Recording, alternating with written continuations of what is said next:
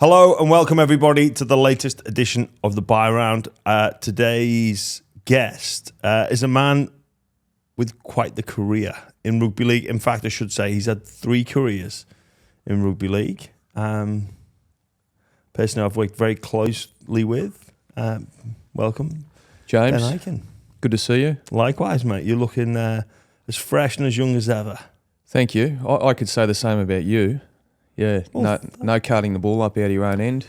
No, Eh? it's it's not as taxing on the body. It's a bit more taxing on the mind, but Yeah, and you do it well. Thank you.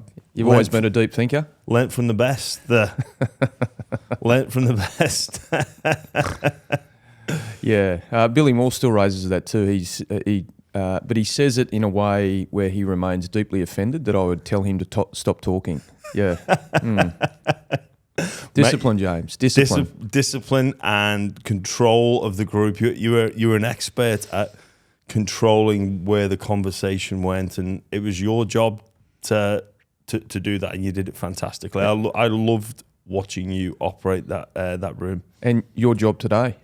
Where are you taking me? Where are we going to go? Firstly, last night's State of Origin game 3. Strange feeling. Can you use the term half pregnant anymore? I'm not sure. I know there's a list. I'm not sure if that's on it about things you can't say. But look, it was a similar vibe to being in Townsville after the women won the series but lost the second game. I guess you can only play the series the way the rules are set out at the beginning. Queensland won both series, so I kind of made an attempt to get down on the field and, get to some of the players and the coach and make sure that they were excited about what they'd achieved. You won a series, don't ever forget it. It didn't end the way that you wanted, but these things are so difficult to do well, to win, that if you do one well and you do win one, just make sure you enjoy it. Yeah, well, really was Queensland's celebration after game 2. Like, you've won the series, right? The objective going into camp before game 1 or at the start of the year for you is the QRL objective, win the series. Yes, and winning it very well is a whitewash. And so, people say, what was there to play for last night? Well, I tell you what, I saw a Blues team that was playing for their coach. Absolutely. I saw a lot of desperation and urgency in their performance, and Queensland, just having had won the series after the second game, probably weren't as desperate, and that can be the difference. I mean, you've been in those big games where you've got 2 very talented rosters. There's nothing between the teams in terms of talent. Yeah. The only thing is attitude and desire, and New South Wales just wanted that more. And I say this as a Queenslander, there was a part of me last night that was happy for Brad Fittler. Yeah, I agree with you. I think it was great for Freddie. He's been under a word I'm going to bring up, which is the ingredient that was missing from yesterday: pressure. And I think it's the most important ingredient in any sport, is how you handle and deal with pressure. Now, that pressure was not as intense, not as great in game 3 last night as what it was in game 1 and game 2. Wasn't for the Queenslanders. It may have been for the Blues. I don't think you had some people there last night there to perform, to protect their reputation, maybe even protect their jobs. From what I can tell, Freddie loves being the head coach of the New South Wales Blues. He didn't enjoy, the public slaying over the last 10 weeks. I mean, that became evident in the way he reacted. And so he turns up there last night, and I think he was, even though he couldn't win that series, he was desperately fighting to win other battles.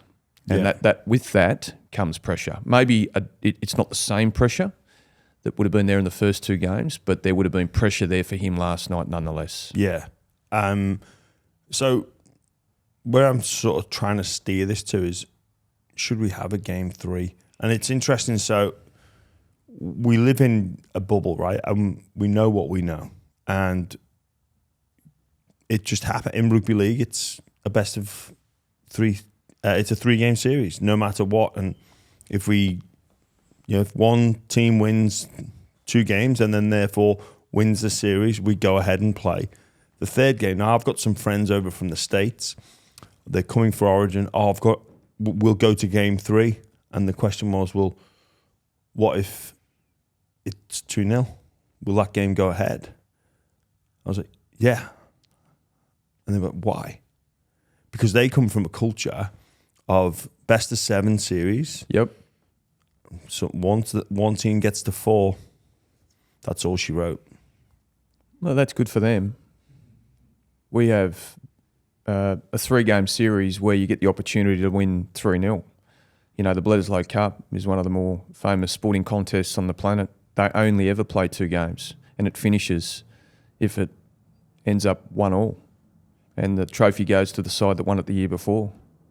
So this is our thing. This is how we do it. And every year I hear the same arguments bubble to the surface about changing the schedule, the impact on club football. Should we play the 3rd game? But we're talking about it. There were 75,000 people there last night who I think enjoyed the Blues winning. I think there were families there for Queensland players and fans who still got to celebrate with their team because even though they lost last night, they won a series. So there's many good reasons why it should continue. But the mere fact that we're having a conversation and debating this thing fits nicely into how we talk about rugby league, doesn't it? Yeah. So for me, I get what you're saying, but if Tommy Turbo plays in game 3 and has the same pec injury from game 2 as in game 3, we've had a player. How long's that list of ifs, buts, maybes? What else can you put on that? Well, what about Bradman Best now goes back to the Newcastle Knights and is a completely different player? Look, there's and the Knights get picked up by his energy and he takes his career to another level. Yeah, we'll put that on the list. Put that on the list. Freddie gets another contract next year because he gets an opportunity to dig deep, get his team focused and energised and win that 3rd game, and he gets another crack and he comes back and the Blues win next series. What about Parramatta though, that had Clint Gutherson sitting on the bench to come on for 3 minutes, Hopgood as 18th man, not playing the week before. Or Mitch Moses goes back a different player, inspired. Or he goes focused. really fatigued. Are you writing all these down? I told you it's a long list. It just is.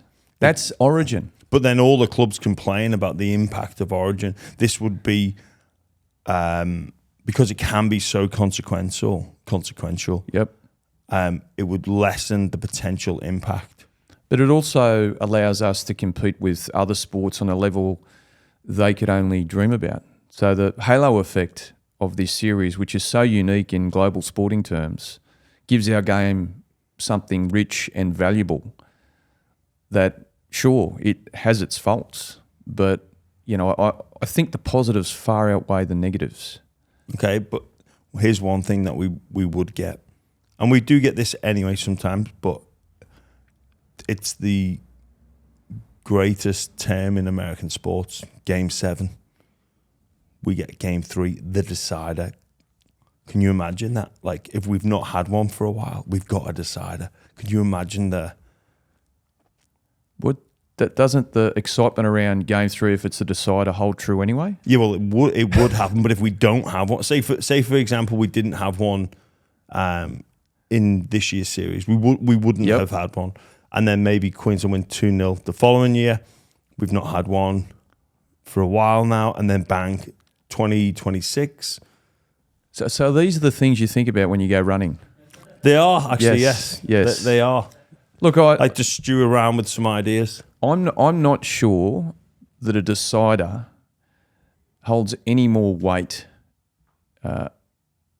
in the world of the fans if we miss out on one the year before. I think a decider, even if we continue to play 3 games, is something we all live for every year.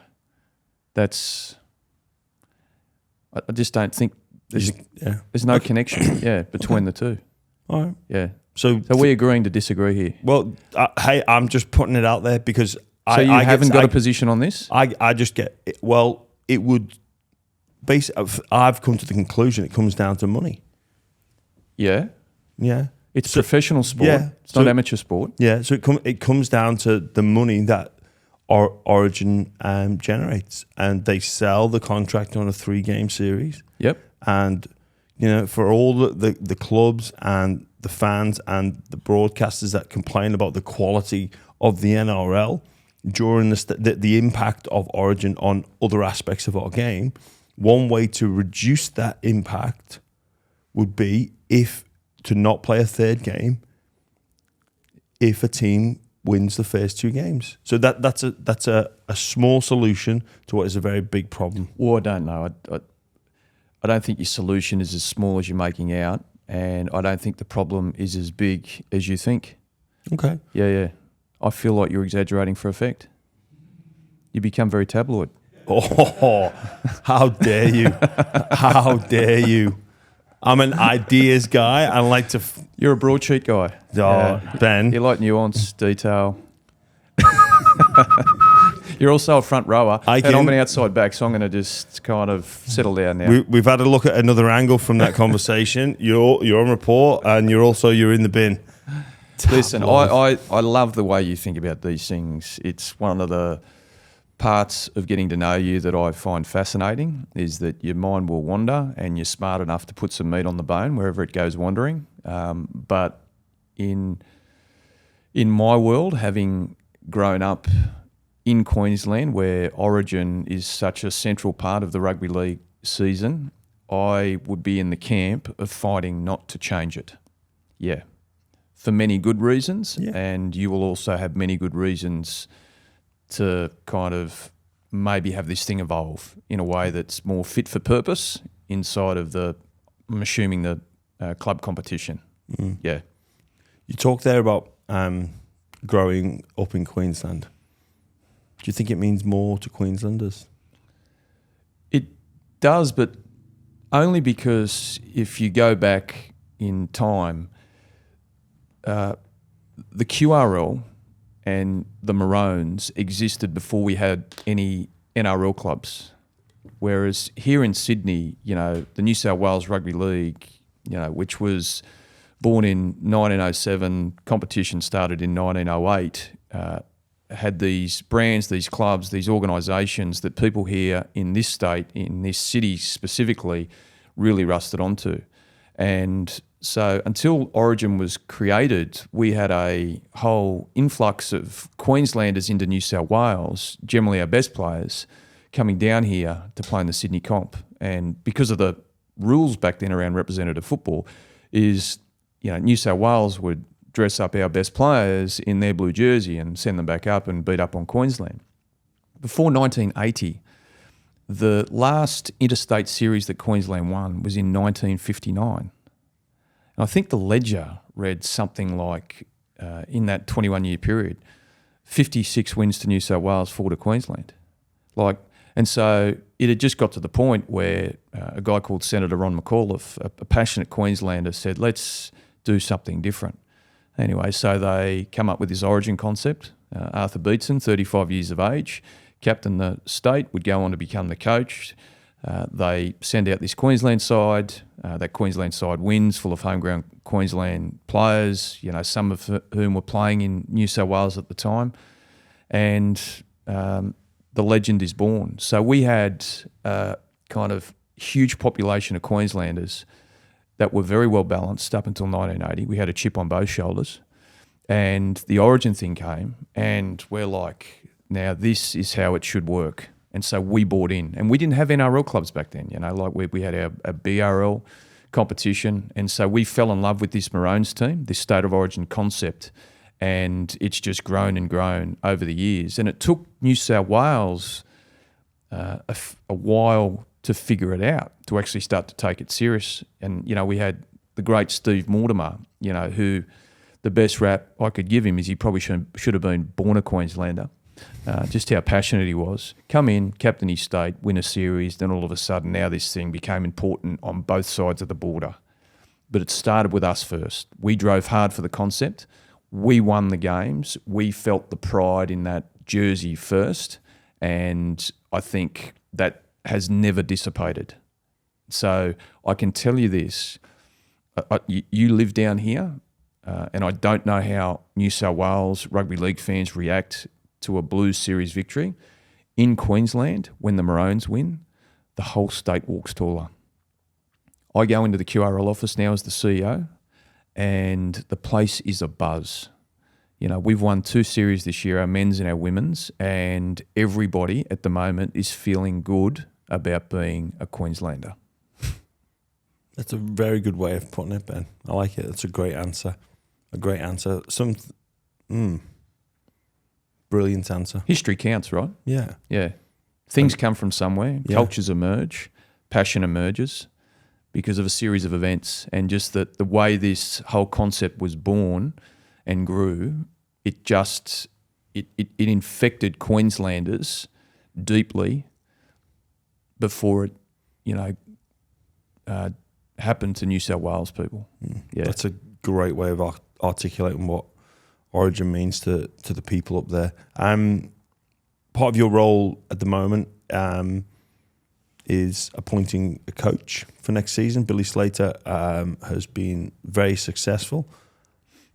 Do you think he wants to continue on, and is that what you'd like to see? I've purposely let him alone through the series, which he kind of made clear that he was just going to focus on getting a series victory and coaching the team.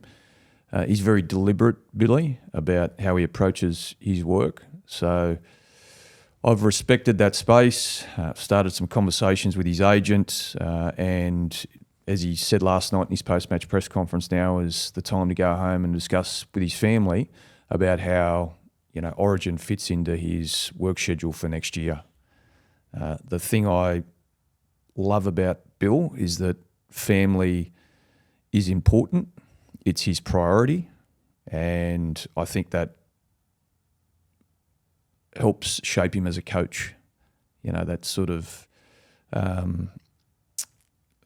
selfless way he's got to connect with other people and prioritise people has, beyond the X's and O's, made him successful in his first 2 years in the job. So that will be the next phase, Billy going home and reviewing how busy he's been in the last 12 weeks, how much work goes into doing what he's been doing, which he's done very well, and then connecting with me to determine if he wants to go on, how much money I'm going to have to find to get him back.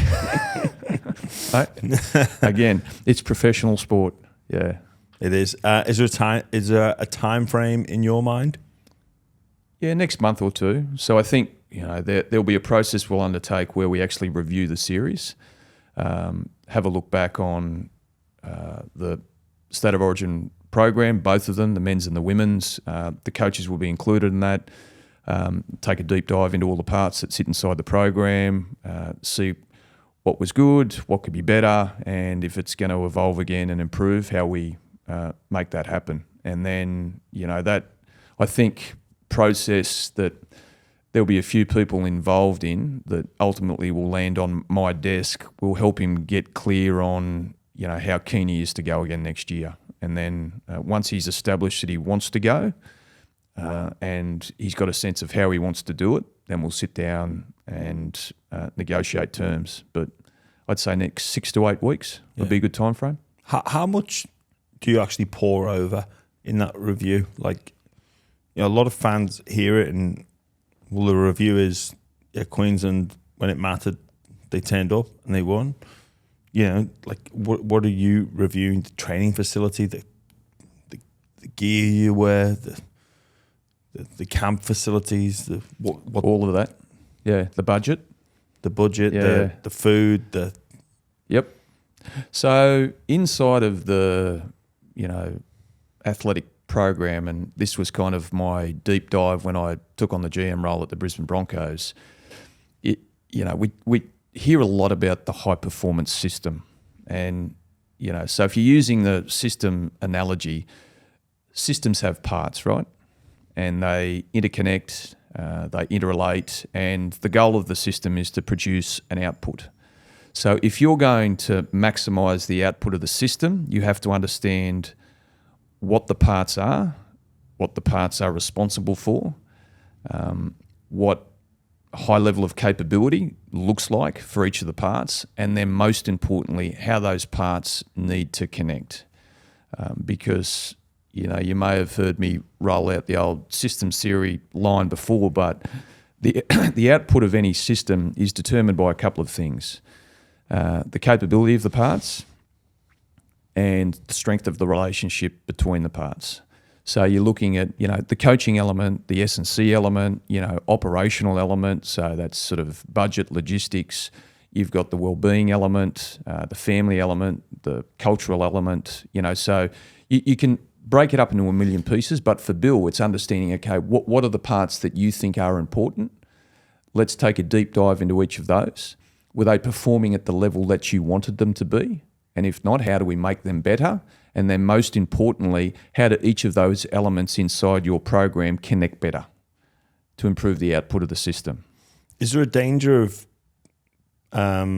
paralysis by analysis and overthinking every minute detail when maybe just the ingredients is the player ability? Yep. And the passion and the football knowledge of the coach? Well, you can't go past this whole concept of training loads. You need to make sure that the players feel that, while they're away for 30-odd days, that their family is being well looked after. Billy's passionate about making sure that the team knows who they're playing for. So there's a fan day and there's open training sessions. And so all these things need to be taken into consideration. And if you get them wrong, so if flights are delayed or, you're not properly organised, it's sort of death by 1,000 cuts. Now, you don't want this thing to be over-designed or sterile to the point where the players don't have to do any thinking. But in the review, that's one of your considerations, right? Are we overthinking this thing? Are we over-designing it? That's a question you ask yourself. But there's nothing wrong with starting broad and complex and then refining this down into something that can become very simple and repeatable. Like Craig Bellamy, they talk about the Melbourne Storm system and culture. Now, he would have considered a million different things, right? But ultimately, he takes those many things that he's considered and he refines them down into something that he can give to a player, 2 or 3 things that player can go and execute under pressure, fatigue, whatever. But it doesn't take away from the fact that he probably watched 1,000 hours of video to get those 3 things. Does that make sense? It does. Yeah. So you always, when you're reviewing something, have to consider the many, but by the time it gets turned into a plan and has to be implemented, it has to be simple so that everybody who's operating in the system understands what the goal is, what the plan is, and what their part in that plan is. Very systematic. When you first came into Origin camp as a fresh-faced 18-year-old, was it like this, do you think? No, but I think how much is my coach was the host of a TV show, Fatty Vautin, who's not renowned as a contemporary X's and O's man. His offside was a guy called Choppy Close, who look, they're both very intelligent guys, but they like their footy simple, and that was a generation of players that hadn't yet been exposed to video, and so you think now about your last year as a footballer and the things that you were exposed to. And what year did you retire? 2020. Right, compared to what I was getting in my first season in 1995. Now, if you were doing it in 2020 like we were doing it in 1995, would it be fair to say that you are losing ground to your opposition as a player and as a team? The way we trained, the way we managed loads, the things we ate, how much we drank, it just advances, right? Yeah. Yeah. And there are some fundamentals that never change. Yeah. And that is, you have to remain selfless. You want to have to play for something bigger than yourself.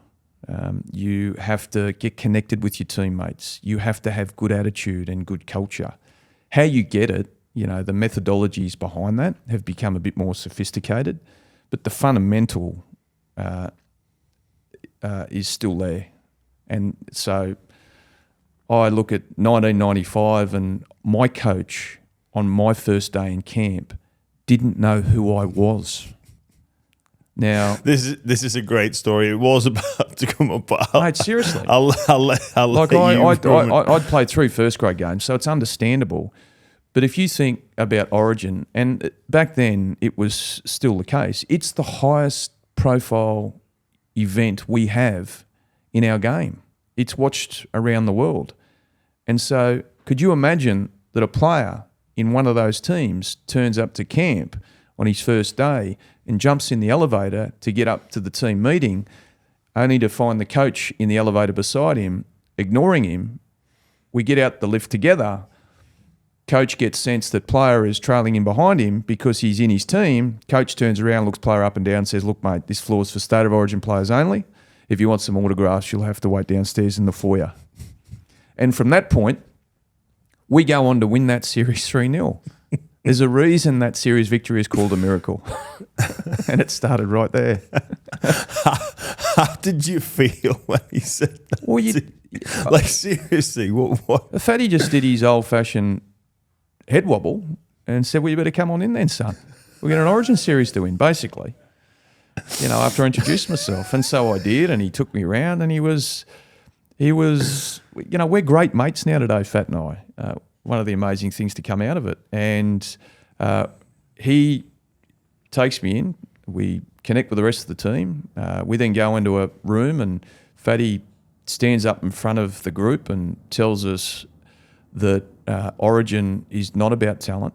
It's about attitude and mental toughness and endurance. And he absolutely believed in us. But this is what we're going to have to do. This is what is in front of us. And he painted this clear picture in his own way, and for me as an 18-year-old, of exactly how tough the challenge was going to be and what I was going to have to go through if we were going to come out the other side victorious. Then he handed over to Choppy, who tried to say something but just started crying. And I thought, wow, this really is serious. And that was the starting point. And, the speech from Billy in 2023, to start the series is probably going to be a bit different than Fatty's speech, but it would be authentic and unique to him, and he would touch on the things that are important to him. But if you kind of compared the two, you'd find that there are a lot of, as I was talking about before, fundamentals in the message that both coaches would have touched on in their own way. Mate, we're sat here now as grown adults, and you're telling me this, but when you go into that room, you're just a kid. You're a teenager. 18. You're 18 years of age. Yeah. That's a lot for anyone to grasp, and would invoke so many. Well, just be a whirlwind of emotion. Were you ready? Where's your head as an 18-year-old? You've looked back now, and that's all well and good. But when you were the old you, what was that Ben Ikin thinking?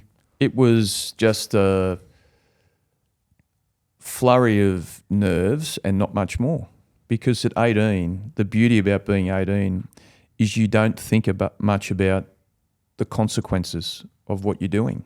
You just do it. You get up, you put your undies on, get dressed, head out the door, you do your thing, you come home, you go to bed, repeat cycle.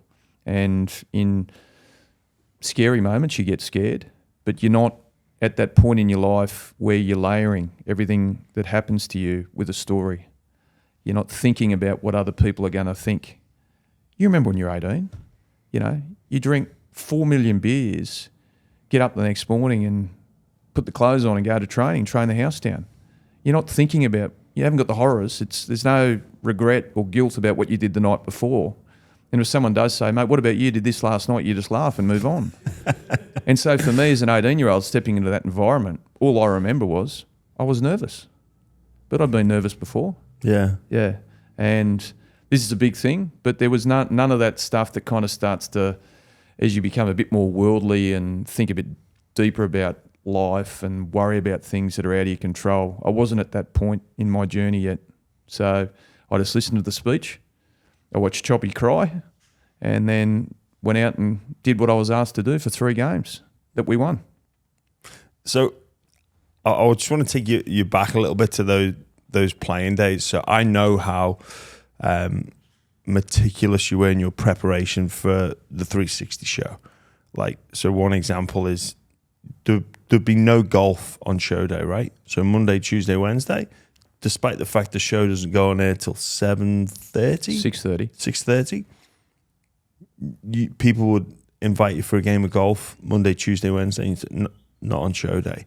So, but when you were playing, was it the same? We'll get into that NRL 360 preparation, but when you were playing, was it similar routine to get ready for game day, or? No, it wasn't. So for me, in high school, I could be best described as a nerd. So the person you saw on 360 was how I went through high school. Very sort of quiet, narrow-focused, reserved, had a small group of friends who all loved doing well at school. And I could also do this other thing called rugby league. And so I finished high school in 1993, pretty young. So I started grade 12 at 15. And I was on my way to go and do an environmental science degree at Armidale University. And my high school rugby league coach said, look, mate, you've got your marks. What about you repeat grade 12 and do it at the right age, and you might be able to make something out of your footy. So I thought on it and ended up taking his advice and did it. But then I sort of found myself, all my friends left, and I ended up in a different group of people that I didn't naturally fit into, this whole rugby league world. And I found myself, to be honest, putting on a mask. And so that to fit in, yes, into the rugby league quote unquote culture. Party guy, organise the end of season trips, that sort of guy, Were you the organiser? Yeah. Drink. Well, I still had those skills, right? Yeah, you remember from 360. Yeah. So I put them to good use. I could drink 4X Gold for Australia. I kind of built this character but I found myself, once I got married and started to have kids and move away from rugby league, that sort of person I had become, which, I thoroughly enjoyed being. I have no regrets. It was a good time in my life, is that once I moved out of rugby league and into that next phase of my life in retirement, I started to become that person I was in high school again. And I'd realised that I hadn't been as diligent as I should have been as a professional rugby league player. And so I didn't want to make that mistake again. So I liked this idea of earning results, of being deliberate about your approach to success, which I unfortunately didn't do well enough as a player. But I made sure that in retirement that I wanted to do well, not just for me, but for my family. And if that was going to happen, in my mind, it was going to happen on purpose. I like that. Deliberate in your approach to success. Yeah. It's quite powerful, isn't it? Which it's a philosophy. Everybody does this thing differently, right? And by the time we got to 360, I'd never hosted a TV show before. I'd never written one. I'd sort of never helped on the production of one. I'd only ever at that point commentated a game or sat on the end of a panel. And I thought, well, this is a big opportunity. And as I'd been doing prior to my arrival at Fox, post my football career, I decided to plan my way to success. Someone told me at one point in my journey this great saying, performance loves preparation. And so that was my mantra. It's good. It's good. That's why I didn't play golf on show day, because I never wanted to compromise my prep. I wasn't a natural host. I wanted to make sure that that show had an intellectual integrity about it, so that when issues got discussed, it didn't stop at the first or the second paragraph. We had the capacity to go deep diving, down to the fourth, fifth and sixth layer. So my goal always was to write 90 minutes of content for a 60-minute show. Yeah. Yeah, you were prepared for the worst. That's what else went into the preparation for 360. I was going to save this for a little bit later, but as we're here, because I think people just see the host, or I would turn up as a panel guest, and maybe 2 hours before show, and I've got my notes for the questions. We've got a rundown. What goes for you? What was part of that prepreration?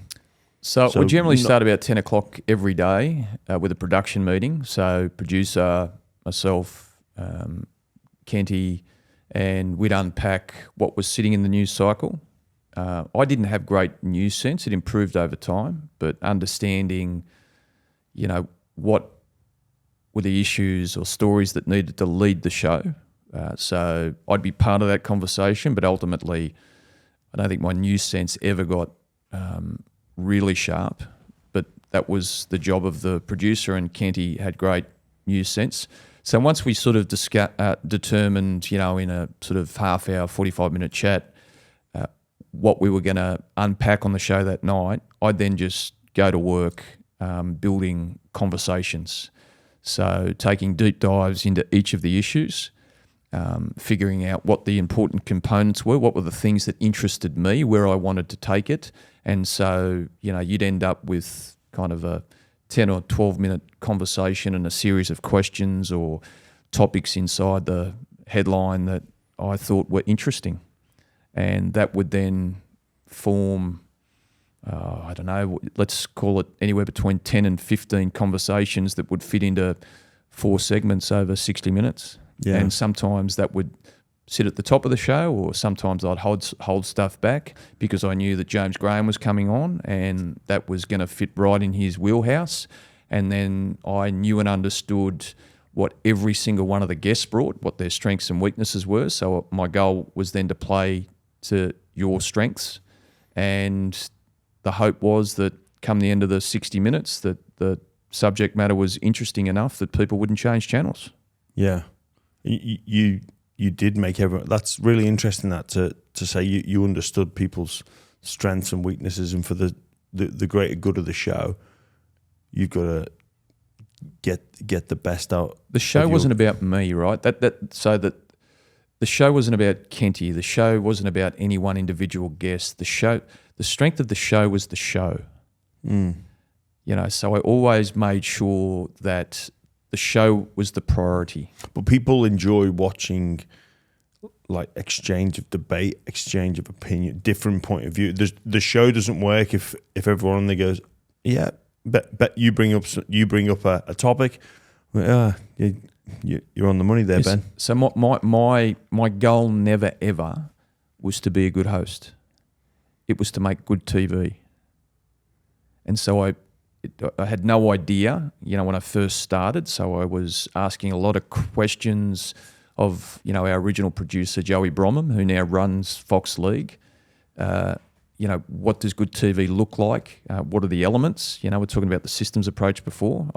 I sort of wasn't taking a systems lens at that point, but I was certainly fascinated in understanding, across time, what sort of things, what ingredients needed to be part of a television show, what was the formula. And so over time, learning, applying, reviewing, evolving, this thing just slowly got better, and eventually went from one show a week to 3 nights a week, and no one really understanding what the show was about. It was all a bit too serious for footy fans to sort of being the number one show on Fox Sports. It was, and I think part of the reason for its growth was that all of us enjoyed the format. People loved coming on and talking about the game and going a bit deeper than you normally would. But I don't think it gets there. And it's not just me. It's Paul Kent, all the guests, including yourself. If you don't feel like you can come on and talk about things with a little more time, with a little more depth, in a way that you enjoy, so much so that you want to come back and do it again, the show doesn't work. Yeah, people, I wanted to feel the people that were watching the show were eavesdropping in on a conversation they wanted to be part of. Yeah. In the production meetings about the topics that you're going to bring up, was there ever any disagreement, shall we say, on what you wanted to focus on, a point? Because obviously there's politics involved in rugby league, like all walks of life. Was there ever any, not fallout, but tension and absolutely debate? I hated when the Melbourne Storm thing leading into the finals would sort of bubble its way to the surface. The way the Storm play their football, I'd kind of, whether I disagreed with how the Storm played or not, but I had a personal relationship with Craig Bellamy. He was my assistant coach at the Broncos. I had great respect for what he'd built down there, and but there was a sentiment from time to time that would find its way into the show and the production meetings around, the Storm are doing this again. And so I would disagree with it. There were other topics that would come up that I was passionate about that the other blokes would just look at me and say, mate, we are not leading with that, because I'm a bit of a train spotter by nature. And it's right. It's if I did a show completely in my image, about 3 people would watch it. It's just, it'd be too detailed. I'd go to places that, most would find boring. I don't know if you give yourself enough credit there, mate. It would have a small audience, but the reason most of the media has gone kind of the way of tabloid journalism is because it rates. That's what people like to watch. Because if you think about the way that we talk about the game, I mean, there'll be a few people that get together the morning after an Origin and talk deeply about the schedule, and then in behind that will be they've developed a conference system, and let's unpack some of the elements of the salary cap, and but mainly it's like, mate, he's got to go. I don't care if he won last night, Freddie, done. So he's got to be the villain, and in others in the same conversation will be fighting for Freddie. It was his fight. He's the greatest New South Wales player I've ever seen. Needs to be given another opportunity. He can't play. He can play. He needs to be sacked. It's just it's very binary the way we talk about the game. And so for me, in those production meetings when things would be very crash bang wallop, particularly for issues that I felt we'd already discussed the year before at the same time, or maybe the night before, why are we doing this again? That's where my news sense wasn't great. Was it ever difficult to create content? Obviously, 3 shows a week. No, because, where I got better was, the things that sat in the middle that perhaps were a little good or a little not so good. I got better at being able to drag them to an edge. People watch the show and, at some level, they mainly just want to be outraged or inspired. And if they're not feeling one of those 2 things, they'll more than likely change the channel. So you get better at writing conversations and building conversations where people have one of those 2 emotions, or you're going deep diving in a space that people haven't been before, so they stay engaged because they're curious. But then very quickly, you can't let it go too deep. You've got to back out and get back to a hero or a villain. Was it all self-taught, this, or did you... Listen... Were you trained in this? No, I just learned over time, by being around other good people. We had some really good producers. I've already mentioned Joe, who was our original producer, who was the one that convinced me to learn how to write the show. So work in the computer program called iNews. So I used to use AutoCue, this software doesn't just allow you to use AutoCue during the show. You then get to determine all the other elements of what makes good TV. So it's not just the conversation, it's the pictures you use, overlay.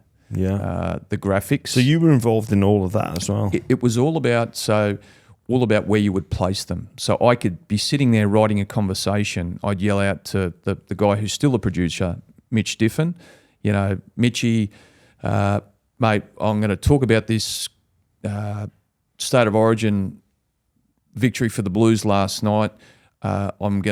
First 2 minutes we're going to discuss this. Can you roll in that quote from Freddie at minute 3 of his press conference? I've just watched it. That'll be brilliant. I'll throw to that then. Then we'll come back out of it. Then I'm going to ask this question. And then after that, I want to see the back page of the Courier Mail with this headline, because that's going to sort of complement what we're talking about. And then, mate, once we get into this conversation, can you run some pictures in the background of Mitch Moses, in good ball in the second half? And so between the conversation, the quotes that come from outside the show, the pictures that sit in the background, and the graphics that complement the conversation, that's what TV is. That's what I didn't get when I first started. I thought it was all about the people at the desk, but that's only one component. And then you get better over time, because I did that thing for sort of 9.5 years.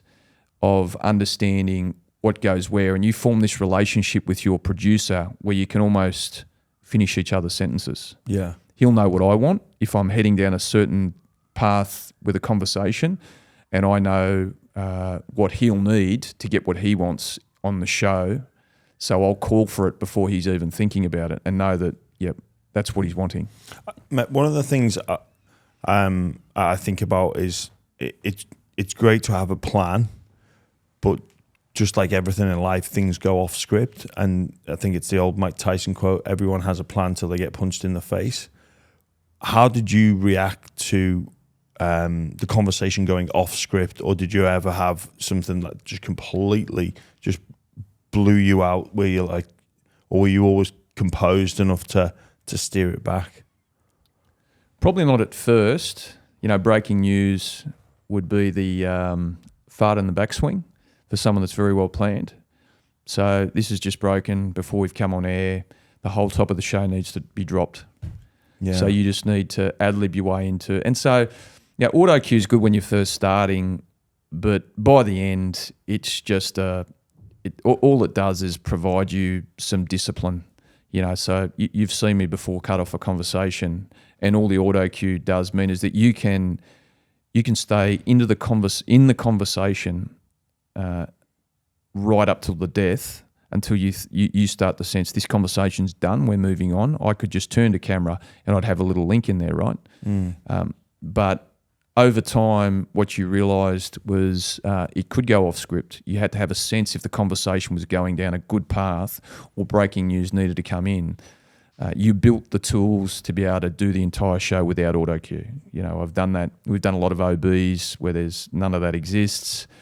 So you just take a different approach, so everything tends to be in your notes. It's a bit like we're doing now. You've got your notes. If I had an outside broadcast happening, the only support I'd have would be my notebook. But what about, say, for example, if you're interviewing someone or you've got a guest on and you just feel like they're going to open up or break or show someone like... Because that's a bit of a skill to get the most out of your guest, but then also know, hang on, they're feeling something here. They're going to say something. If I just poke the bear a little bit more. Yep. Like, how did you... You poke the bear? You just poke it. Of course you do. So you know, even though you've got your plan, I'll just keep going again. Oh, yeah. Like, again, I became... I didn't completely lose my empathy for human beings, but... You prioritise the show, right? And so it might be a tough conversation for someone. You might be asking difficult questions and you take them down a road they didn't anticipate going down, and you know something big's about to break. You don't back off because you feel sorry for them. You know, within reason, you ask the question because that's your job. And then with empathy, as they start to open up, you then find a way to protect them to a point. Yeah, but you know, it's no different from playing a game. You know, you go in with a plan A and opposition presents something different than what you thought they would, and so you need to shift. So I was always well planned, but over time I got better, and that was mainly to do with the many beatings I copped from my co-host, who sat in the chair next to me, not just on the show, but in the workplace, around how journalism works. You know, you can have the back page and the first 6 pages inside designed, and all of a sudden at 4:45 p.m. with a 5 p.m. deadline, you know, the world turns to shit, and you need to cover it. Yeah, I remember being there one day, and I think at 6:01 the Bulldogs released a statement saying that Des Hazard would no longer be coach in 2017, and I was on the show, and it was just pandemonium. Like people making calls, trying to find out, and it was just a really short statement that the Bulldogs had released. Yep. And I knew I was coming on the show. I got blindsided by people asking me like, "What did you know?" It's like, well, I was already leaving as well, so. Yeah, it was. So our job there is to nail you to the wall, extract as much as we could, knowing that you were our guest. Yeah, and it's the thing I find fascinating is this industry we work in. At the centre of it is a brutal collision sport that requires a certain psychology, and you know this narrative that's wrapped around the game earns it a couple of $1 billion, right? Because you can do this thing and be anonymous if it's just all about the love of the game, but you get a meat pie and Coke when you're finished, yeah? And so working in this game at this level, which is essentially a brutal collision sport, sometimes I'm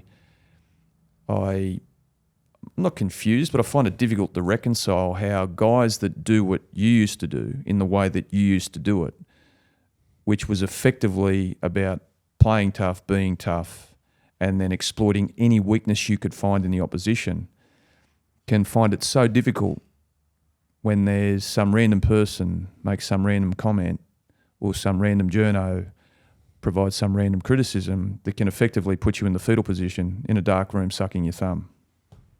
Strange. It is strange, isn't it? Very strange. And I think it comes back to the simple fact that people don't like to have their feelings hurt.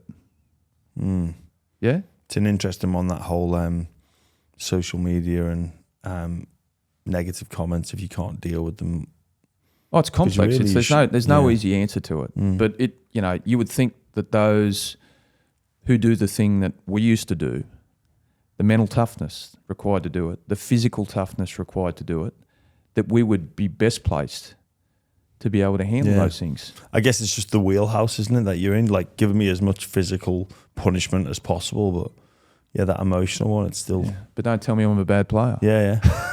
But I'll get the shit kicked out of me for 80 minutes each and every week. But don't question my level of performance, please. And in the game itself, you are looking to exploit any physical, mental, or emotional chinks in your opposition. But we're a game that is and should be deeply concerned about the mental health of those that play it. Yeah, absolutely. But right at the pointy end, those are the things that you're looking to exploit. You're trying to get in the mind of your opposition to find a weakness.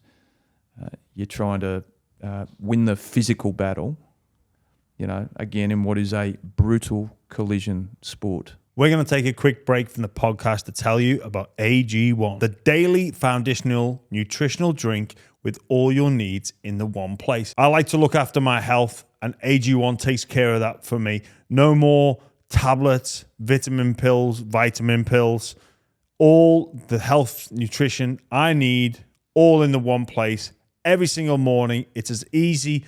Open up the fridge, scoop of AG1 in a glass, cold water, stir it with a fork, drink it. It tastes great, and it helps me know. It gives me the peace of mind that all my nutritional needs are taken care of, all in the one drink. It really is as simple as that. And also, anybody that knows anything about health benefits knows that it comes with adding simple routines to your day. It's not about magic pills. They're not going to work.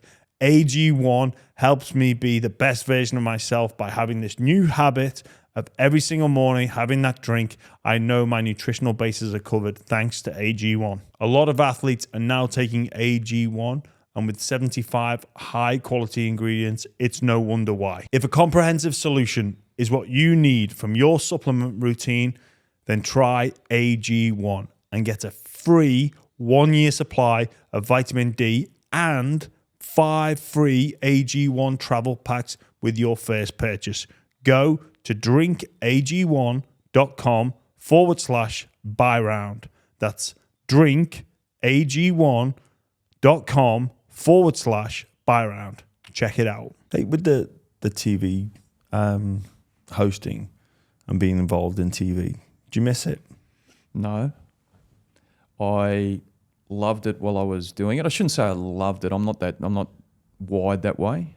You know, I've got a fairly objective, I wouldn't say dispassionate, but less emotional approach to what I do for work.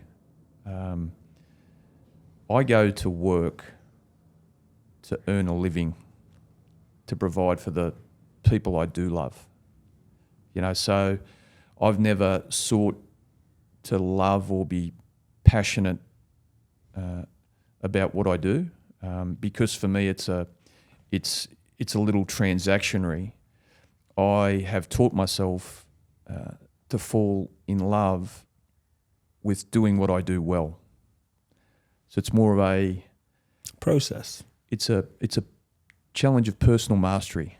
You know, it's a go to work, do it really well, so they keep inviting you back. Hopefully over time, pay you more money so you can then support the people who are most important to you. Is kind of how my mind works when it comes to employment. I guess though, that mindset or that attitude or that philosophy of work life and balance, that the different type of work can affect all those other aspects of your life. So yeah, but I feel sorry for people who think they need to be passionate about what they do, because I find passion is a reactive emotion. No, but it doesn't. I'm not necessarily talking passionate about, I get to host 360 or I get to. I really enjoyed it. Yeah, and there'd be certain benefits of that. Like for some, it would be seen as, and I think maybe you said it to me once. I've got the best job in Australia, 3 nights a week, 7 months of the year. So I'm going to do it well, so they keep inviting me back. Because you know why? Because I got to spend a hell of a lot of time with the people who matter most to me. That was and you know, got pretty well paid to do it. Yeah. So that's how I thought about, you know, that phase in my life, and you know, it's the discipline then becomes to me is in the weeks where I'm not enjoying it, because not everybody enjoys what they do all of the time. It becomes a grind. And that's where I worry about, you know, my kids and this next generation. If you have to be passionate about what you're doing to turn up and do well at work, then you're just going to bounce from job to job to job. You know, where's the grind in that? Because a lot of the time, you know, in your employment, you have to do things that you're not enjoying, you know, to keep your job, to earn a living. And I find bringing enthusiasm to work when you don't really feel like going, That's the challenge. And you would have periods in your rugby league career where your team wasn't playing well, where you weren't playing well, and it would have been easy to kick cans and don't like this anymore, so I'm not passionate about this anymore, so I'm just going to sort of slink out the back door. But you turn up, you grind, and eventually it turns. Yeah. So with the work-life balance that 360 gave you, why leave? Because I was ready for the next thing. I've never had a career plan. I just I finished playing football. I had 3 knee reconstructions. I come back and play one season, and I couldn't do the things that I used to be able to do, train the way I used to be able to train. So I started looking sideways and found something else. I came back the next year after I retired because I hadn't thought through what it cost to live. So I needed the match payments. So I played some second-tier footy to plug the gaps. But then ultimately, once I had that 12-month period of playing some second-tier footy and, got myself my next career going, I've just kind of gone into a job. I've done whatever I could to master the role. And then at some point I've looked up and thought, you know what, I'm ready for the next thing. What was that looking up? Because it seemed like you had it all. Like you could have hosted that show for another 20 years, 30 years. Yeah, so the deep analysis that, we used to undertake, and, if you can imagine the prep that you used to do for your 15-minute segment, I'd send you the issues, you'd think about them. So you're running this deep analysis on the game at some level, and you're doing it now. You do all that work, and I'm doing that for 6 hours a day, 3 days a week on one sport. You then, the output of that is to provide a commentary on that game from a distance. And the pull for me over time was, I'm doing this deep dive, I'm learning all these things. I'd sat on the board of the North Queensland Cowboys, I'd been on the board of the QRL, is that I felt this pull to use all those things that I had learned, that I believed about the game, that, made a good football club, that kind of made a good football program. There was this pull to kind of maybe at some point use those skills. And I'd never thought about it kind of explicitly, but then almost out of nowhere, and it's funny how the universe works, is I end up in quarantine with Dave Donaghy at Kingscliff on the way back from being down here for 3.5 months during COVID, who was, appointed the CEO of the Brisbane Broncos. He beat me out for the post. Got to talking with him and really enjoyed his company. And then I was just ready to go back to work at Fox. In his mind, he'd kind of clearly thought, well, maybe this bloke might be a good GM. Fast forward, I think it was 6-7 months, and he offered me the gig. Is it head of football or general manager? It's the same thing. Yeah. Was that job what you anticipated it would be? Yes and no. But as you've learned, rugby league very rarely comes in the form that you want it all of the time. So I had this idea about how I wanted to do the job. There was the reality of other people already in the business and how they wanted to approach the winning of football. So I had the CEO who had his kind of idea about what he'd been used to in Melbourne. Had the head coach, Kevy Walters, who kind of had been exposed in many ways, mostly to Wayne Bennett and how he approached, the building of a footy program and delivery. And then I had my views. So we spent sort of the first 12 months trying to figure each other out. And so we all had different philosophies, subtly. And so there was this creative tension about how we bring those different views together and design a football program that could take the Broncos from where they were back up into being contenders every year. Because they were really struggling as well when you got there. Then there was talk that you and Kevy had a fallout of sorts. Is that fair to say, or is that just the No media? fallout. It was just two guys who wanted the same thing but wanted to go about it in different ways. Yeah, and ultimately, I kept him honest. I think he kept me honest because he is made different to me. He loves that club. He is deeply passionate about the Brisbane Broncos, and he gave that program something that others never could. Apart from the fact he's got a pretty sharp footy mind, right? And he's a pretty handy coach. And so for me, he was taking this approach of coach and players, and my approach was whole of program. So he wanted to get his team playing well, and I wanted to build a football program that the players could step into that gave them everything they needed to be the best they could be. And so it's a... Was that not compatible though? No, because then, I'm challenging the many parts of the program to be better sometimes in the way that I thought they should. And so all of those parts, all roads in a football program lead back to the head coach, right? So as I'm going about, design work and pushing people to do things in a certain way, at some point they need to interface with the head coach and the team. And so I guess the challenge was, I think the program needs to be doing this because if you think about what a week looks like, you've got 7 days, which includes some training and a game, and everybody in that football program, all those parts are competing for time on that schedule. Yeah. And so depending on what you think a player should be exposed to across the week, S&C, well-being, coaching, whatever you prioritise will get most of the time on the program. So if you've got a head of performance or a head of medical or a head of well-being and a head coach that aren't aligned, then that turns into a fight for time every week.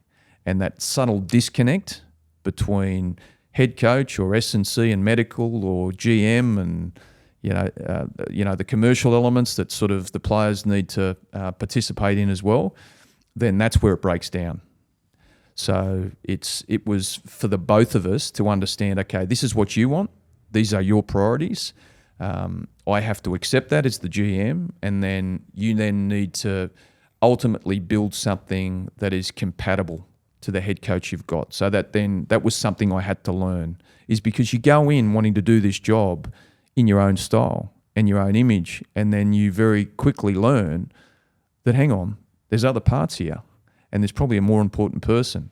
And so for me, over time, what I learned is that, we talk about those parts being capable, is what I discovered is that it's good to have people who are good at their jobs, but what's more important, and this is as true for staff as it is for players, is that you are better off bringing people to your organisation that you are capable, but more importantly, are compatible. That's where you get the compounding effect, is because in high-performing organisations, it's not important what you stand for. What's important is that everybody stands for the same thing, because Wayne Bennett does it different from Des Hasler, does it different from Craig Bellamy, does it different from Bill Belichick. And so as the GM in charge of building a list of players, is you should be recruiting not for some mythical coach that can coach all players in all conditions all of the time. You've got to be recruiting for the head coach you've got. And that compatibility between playing group and coach, between coaching staff and the rest of the departments in the footy program, if they work together harmoniously, if they are aligned, that's when you get premierships. So you didn't feel aligned? Is that why you... I got aligned. You got aligned? Because I realised alignment was important. Yeah. Yeah. So you move out of that into the role in the QRL now. What was behind that, the switch? Originally I kind of pushed back on the idea because I kind of wanted to see out this season at the Broncos, because there'd been a lot of hard work done. To get built something into shape, you've been part of it. You've been part of good footy programs, good teams, and, it doesn't happen in a straight line, right? It's a whole bunch of squiggles. It's ups, it's downs. It's not an highs, escalator up to success. People often confuse that. It's just, you don't just get on an escalator. It's lumpy. It's not linear. Yeah. And so I'd gone through with many others all the lumps and bumps, but I guess in the end I had a conversation with Dave Donaghy and Kevy Walters, and Dave in particular saw the QRL role as a really good opportunity for me not to knock back. He was thankful about all the work, as was Kevy, that we'd done to knock the footy program into shape, and they sort of gave me a sense of comfort that if I wanted to pursue that thing, because I love the QRL. I'd been on the board there for 3.5 years. I love the remit of that organisation. If that was something that I felt I might want to do longer term, that if I didn't take the opportunity now, it might not come up again. And so I rethought it and decided to apply for it, went through the interview process, and here I am. Yeah. How are you finding it? How are you dealing with the other stakeholders at Bay, and what challenges do you need to overcome? No, I really enjoyed it. And, the thing that helps me, it helped me at the Broncos and it helps me now, is I've been on the other side. I understand how the narrative wrapped around the game is designed, why it exists, and therefore I've got this capacity to remain unoffended by rugby league. I remember speaking to you about implementing no tackle for juniors. Is that something that you want to see come to fruition? It exists for under sixes in Queensland. Yeah, so I was part of a committee that designed the player development framework with the NRL, which had multiple stakeholders. Ivan Cleary was on it, as was Matt Cameron, the CEO of the Panthers, who spent a lifetime in junior rugby league, to help the game evolve at a level where it had become hyper-competitive for participants. We can't deny the fact that at the top of the game, we are a brutal collision sport, which influences how parents think about our game when they're going to let Johnny or Jane sign up. And so that non-contact for under sixes was one of, many principles that were introduced to help kids learn the game and fall in love with the game in a safer environment. You got some pushback there, didn't you? Massive pushback. Were you surprised at that? That like the amount of pushback for under sixes? Yeah and no. I'm kind of. It was a lesson just how much people love the game and how deeply connected they are to how it gets played now. But then, as the fallout began, what you reminded of when you talked to some of the rugby league lifers who were around when Mini and Mod was being proposed and implemented, they said the reaction from the rugby league faithful back when that was first implemented was vile. But if you can imagine now 13 6-year-olds playing 13 6-year-olds on a full field, it seems quite ridiculous, right? And so we'll look up in 20 years and to think that, 6-year-olds weren't given an opportunity to sort of learn the game and fall in love with the game without the fear of the contact. We just, it'll be normalised at some point. And so that's the responsibility you've got as a governing body, is that when you see participation in decline, which was happening sort of 3 and 4 years ago, then it's for you to look at how you deliver your business and see if you can make it better, more fun, safer for those that want to play it, to give the parents and the people who you're trying to get rusted onto your game, I guess a version that feels safer. So the reaction to the player development framework, particularly the no contact for under sixes, was quite extreme. but it gave me good insight that if you're going to change anything in sports, not just rugby league, that there's more than likely going to be violent opposition. Are you looking to implement not competing for trophies, not competing for points as well? We already have that. You have that. That's in place. That's in place now. Yeah. What's the rationale behind that? So, and what age can you from under 14s is where they start the grand finals. I think it might be under 14s. So 12s and 13s have what we call development competitions, which again was part of the player development framework.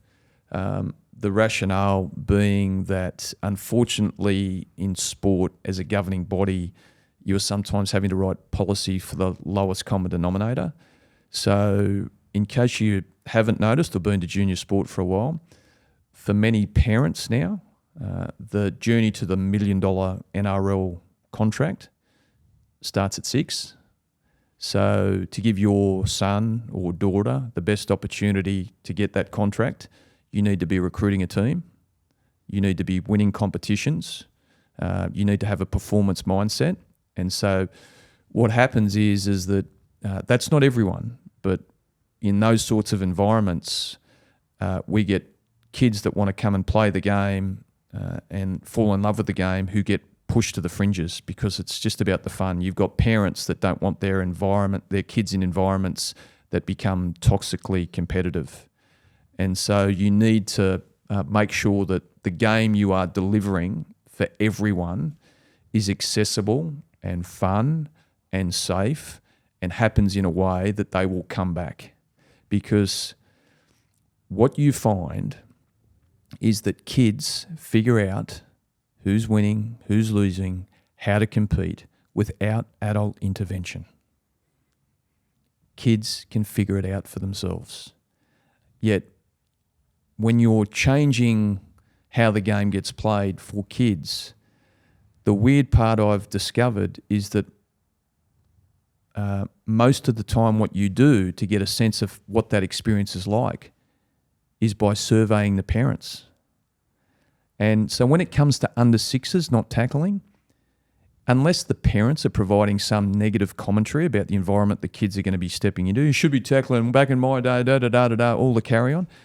Can you imagine 6-year-olds complaining about turning up and having a game against another side that's fun and safe? They're not. Unless the adults get in a group and provide some commentary around the experience that the kids are having, the kids just know the experience. And if it's fun and it's safe, they will come back. Because I know you face pushback for that, but there is pushback from people wanting to compete for trophies at a very young age. Yeah, grown-ups. Grown-ups. Yeah. It's grown-ups. But their argument would be this is they're learning how to win. They need to learn how to lose. Let me tell you a story that was told to me by Phil Gould, who turned up to watch the organised rugby league fixture for juniors one day. And he was watching the two teams go head-to-head that were in the organised fixture, who had the coaches and the parents sitting in the stands. The kids looked stressed because they were playing to a game plan. The coaches looked stressed because they wanted to win. The parents were in the stands and they were screaming and shouting. While this game's going on, the group of kids that are already played or were waiting for their game congregate in the green space behind him. They pick a couple of captains, right? And then they go through the group. They don't recruit to win the premiership. They even it out. Yep, I've got him. I'll take him. You take him. You'll take him. I was always the last pick in situations like this. There you go, right? So this game's going, the organised fixture, this game of footy, just organised by kids without adult intervention, starts up. The kid on the wing's not getting the go. Oh, I'm going home. I'm not. No, mate, you come in here. You can play this position now. You'll have a turn. The big kid starts scoring try after try. Mate, we've got to make new rules for you. So now when we get two blokes on you, you've just got to go down. And he's bouncing between the organised fixture where the coaches are screaming, the parents are stressed, the kids are nervous, not everybody's getting a turn, turning around and watching the kids who are self-organising and realising who's having the better experience. That's what sport is. Sport's about doing something that's fun and safe where you can be with your friends. It's not about winning. It's not about learning. It's not about growing.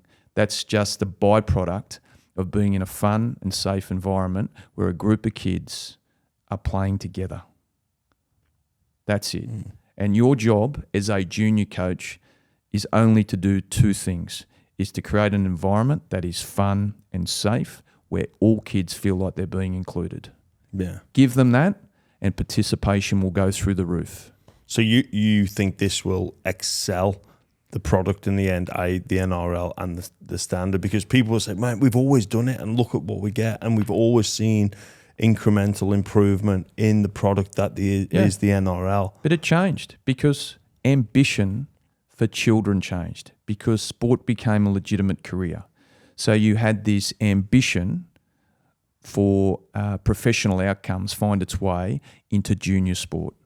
And sure. And you think that is detrimental to the experience, but not to the broader population, yeah. Because not everybody wants to play sport to end up in the NRL. Yeah. And if you go around from junior club to junior club and say, how many NRL players have you had come out of this junior club? Most will say none.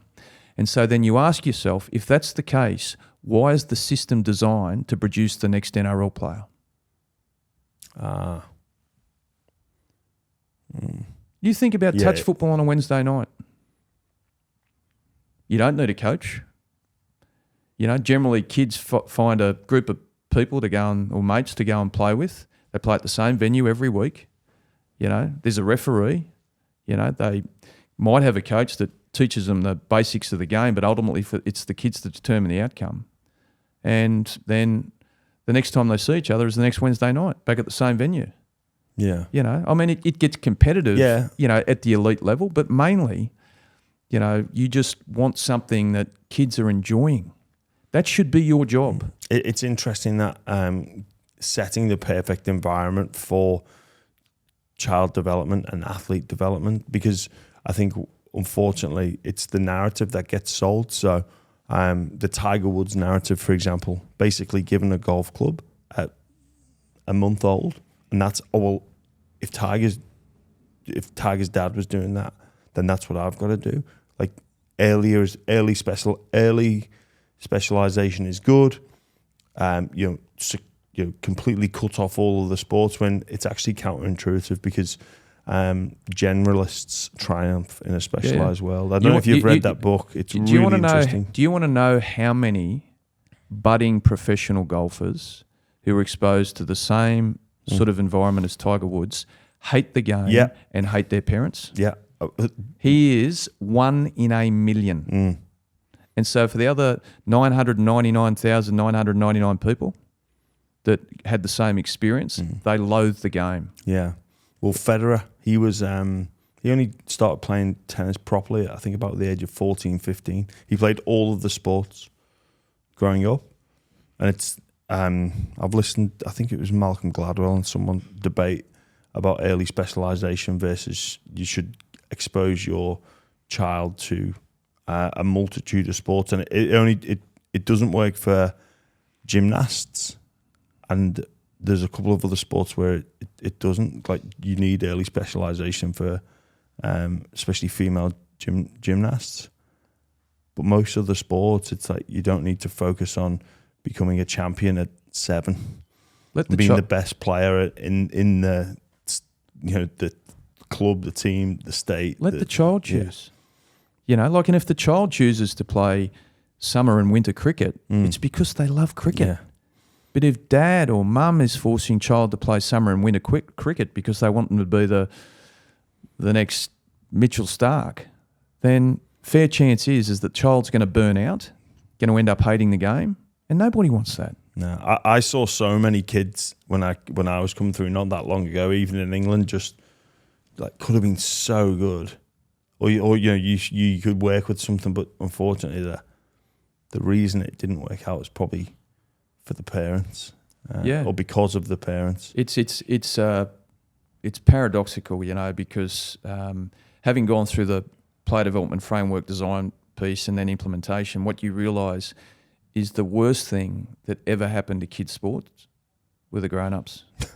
Yeah. But they're also the best thing, there's some really good people out there that do it for the right reasons. I guess for kids' sports, parents are a necessary evil. Well, just get them to the game, buy a coffee, read your paper, and let the kid have the experience on their own. You know what I mean? That's it. Because ultimately, kids' sport is about the kids. Well, I'm very grateful for my father, and I don't know if he did this by design, if he meant to do this, but his only advice to me when I first started playing rugby league was, son, I'll never tell you how you played, never coach you, but just don't ever let me see you on that rugby field tying up your shoelaces, tying up your bootlaces.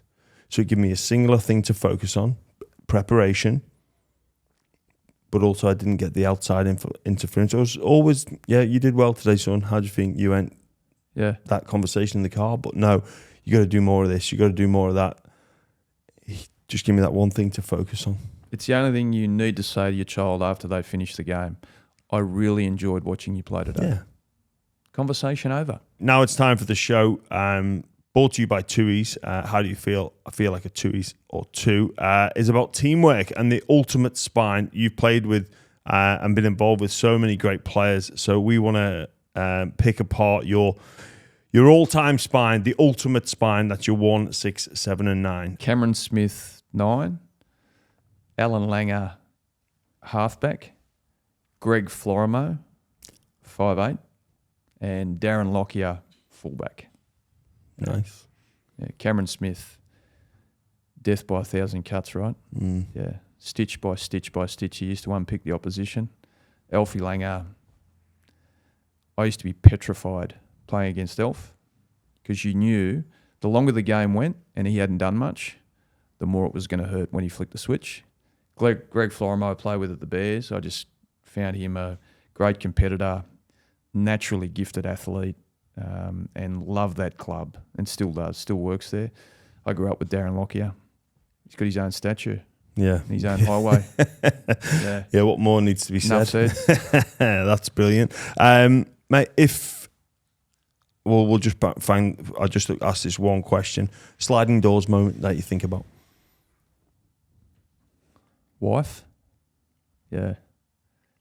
Every good man needs the love of a good woman. And so I kind of have no doubt that meeting and falling in love with my wife kind of ensured that, you know, how I finish my life after we'd met was going to be something I could be proud of.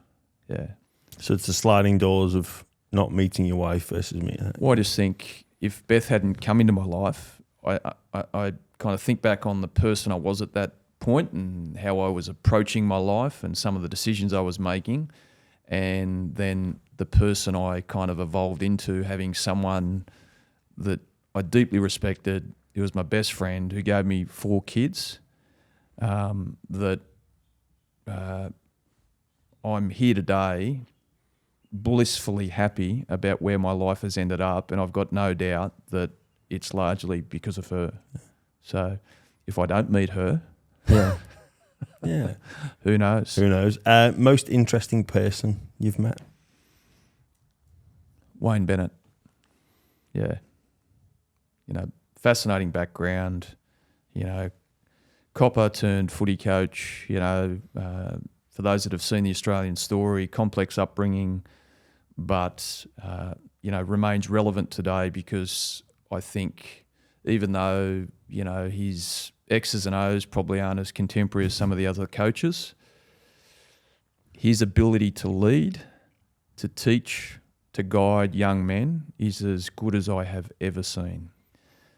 In an industry where there's a lot of uncertainty, he has this great capacity to be the stake in the ground. Great answer. To show people where to go. Yeah. He is fantastic at that. And he's also your father-in-law. He is. And are you his technical boss? Have you got a report to him with the Dolphins? Nothing. I will never ever claim to be Wayne Bennett's I don't think he's ever had one.